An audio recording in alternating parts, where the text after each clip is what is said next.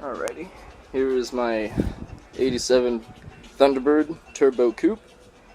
I've had this car for about 4 or 5 years. It's my first car.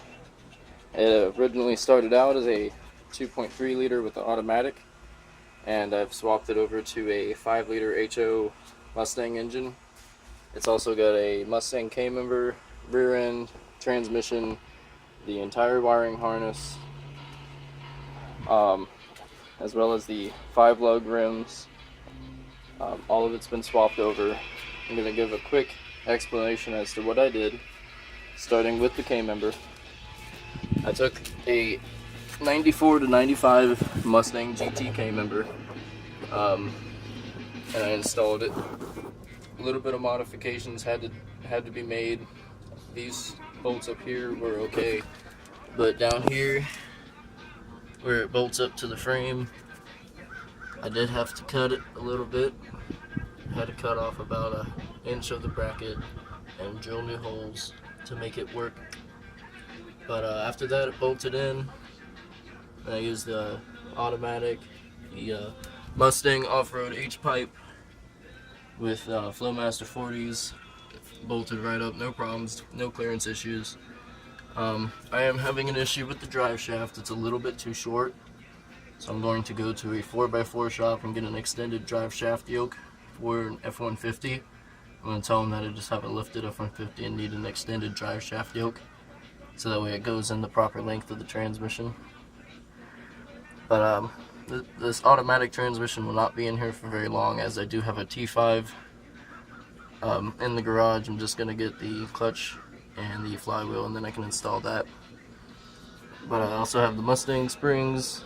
I use the Mustang control arms, shocks, struts. I had to make all the fuel lines because when I swapped over the harnesses, the electronic brake assist no longer worked. So it does have Mustang brake booster, a Mustang master cylinder, all new brake lines, a Mustang V6 non-ABS proportioning valve, and all Mustang calipers. Here's one of the power distribution boxes. I've kind of got the wiring kind of ran for just right now to get it running, as well as the fuel lines. I'll be upgrading them and hiding all that as well. I adapted the lighting harness over to fit the older Thunderbird's sockets, but still was controlled by the Mustang's lighting harness. Moving into the interior, I have swapped over all the power controls for the windows, so I do have power windows. I got the Mustang ignition switch I'm going to mount somewhere and put actual toggle switches and a push button start. I have working windows. I do have the working power seats. Should just start right up, and I do have all the working gauges. I got the trunk popper working. Hear that back there. All of this is being powered off of the Mustang's wiring harness, as well as all the lighting in the back here. It's all Mustang powered.